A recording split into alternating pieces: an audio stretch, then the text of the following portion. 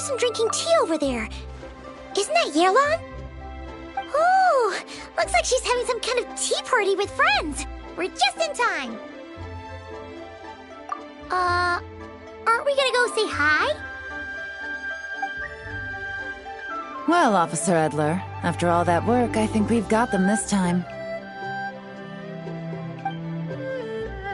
Might take a few days to wrap up things in the field. In the meantime, I think you've earned yourself a break. Much appreciated, Miss Yelan. This case really took it out of me. 13 strongholds. One thieving weasel after another. We rounded up so many people, you almost start to hope a few were innocent, just to balance it out. I'm just glad we finally took down these crooks. Anyway, I'm gonna drop in on that old classmate of mine in Chaoying Village and reminisce about old times. Don't forget to take some tea and dim sum back to your friends at the Maison Gardiennage.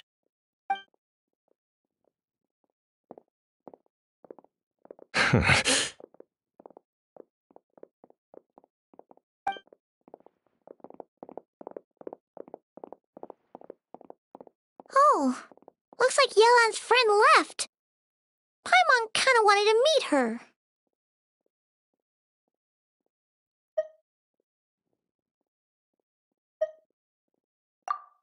Ah, another pleasant surprise. Traveler, Paimon, take a seat.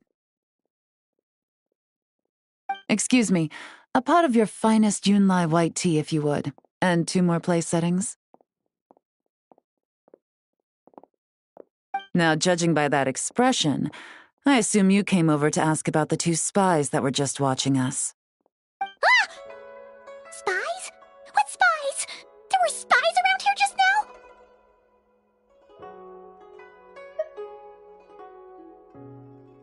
Oh, more than that, I'm sure.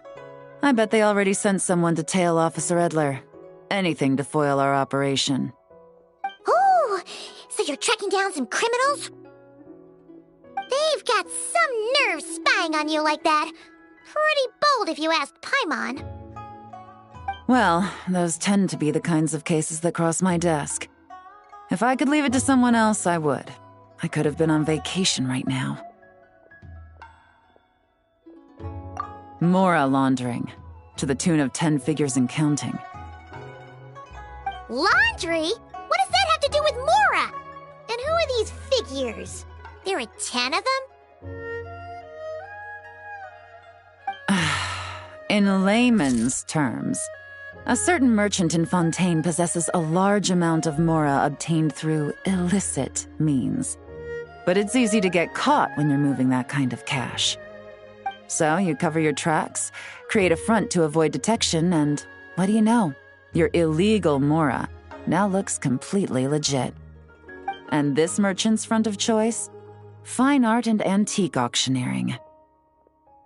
He buys goods from all over Tevat, brings them back to Fontaine, and rebrands them as pieces of fine art, driving up their price in the process. Then, when the items go to auction, he buys them up at their inflated price with his own illicit funds. And through this exchange, the proceeds he receives in return are clean. This process allows him to legitimize his illicit wealth. He even launders Mora for other criminals as well, a business which earned him the title, the Dark Financier. That's to be expected, I suppose. In Chenyu Vale, you can get your hands on exquisite antiques without breaking the bank. Tea sets, porcelain, jade, statues, all easily marketed as pieces of fine art. Liyue goods being used in illicit underground schemes poses a real threat to our trade standing in the long run. So, instead of getting to enjoy my long-awaited vacation in Fontaine, it's back to work for me. Okay, Paimon thinks she gets it now. It's like moving Mora from one hand to the other. In other words, just disguising where it originally came from. But if you know what this merchant is up to, shouldn't it be pretty easy to catch him?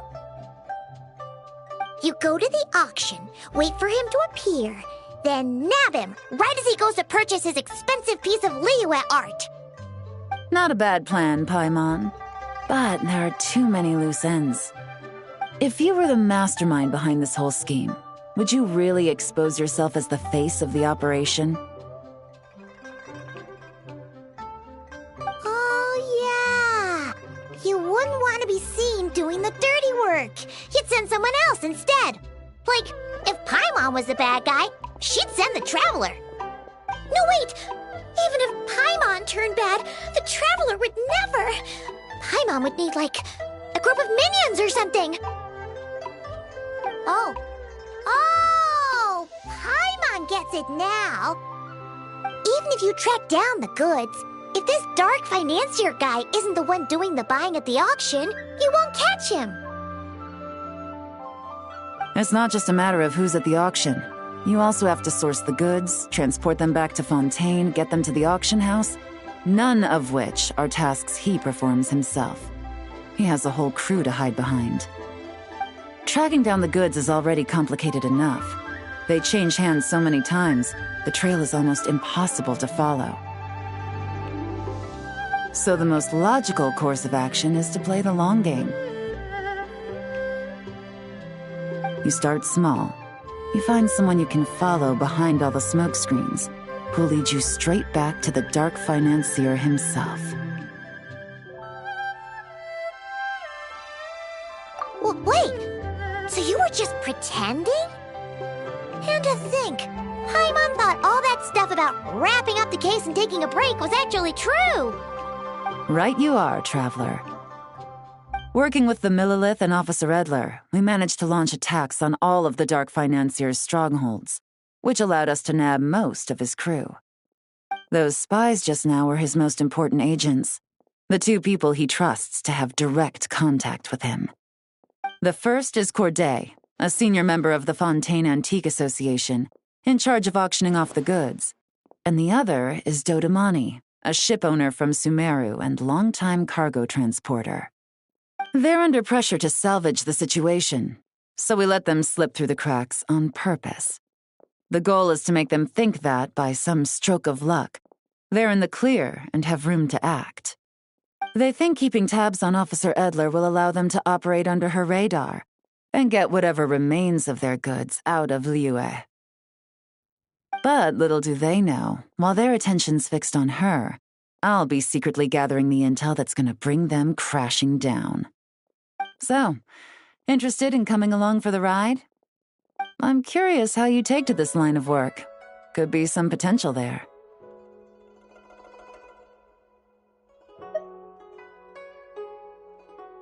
Yeah, we kind of stumbled into this whole thing, but now we're a part of it too. Let's do it! For Yelan, for the people of Chenyavale, and for,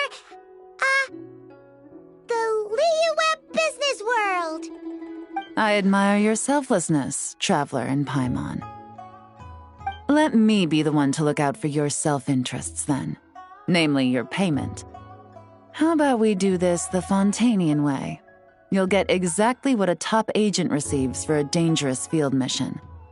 Getting started is always the hardest part, but luckily, I have a lead.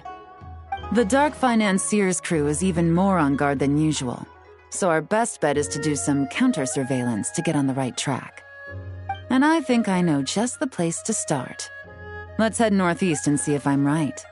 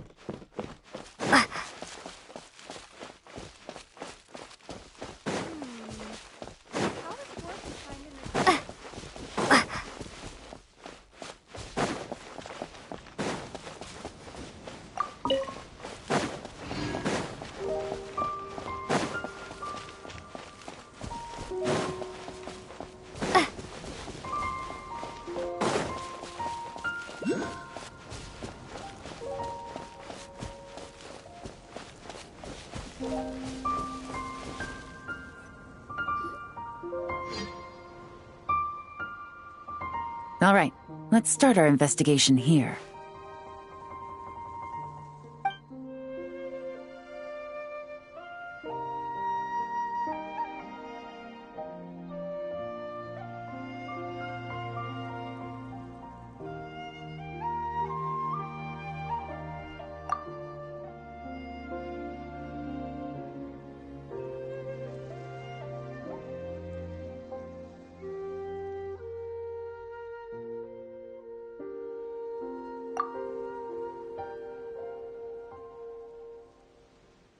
So, we can all agree this is just a normal stretch of wilderness, right? Paimon doesn't see any bad guys to nab around here. Well, it didn't take long for you to understand our role here, Traveler. Thinking like a top agent already. Impressive. Like I said, we need to start small. If we want to track down the man himself, our best bet is to start with his goods. So right now, finding his stock is our #1 priority. And to do that, locating his hidden stronghold is imperative. Which brings us to why we're here. Pretty good vantage point from up here, don't you think? Huh, guess so. Paimon can see the port of Yelan Wharf, the boats in the distance, and some kind of tower. What's that for? It's a lighthouse. The Millilith use it to monitor the situation at sea. In addition, the flashing of the light can also serve as a means of communication.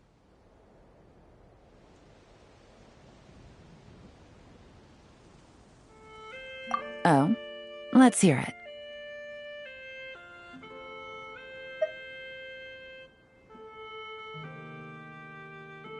Not too far off at all, Traveler.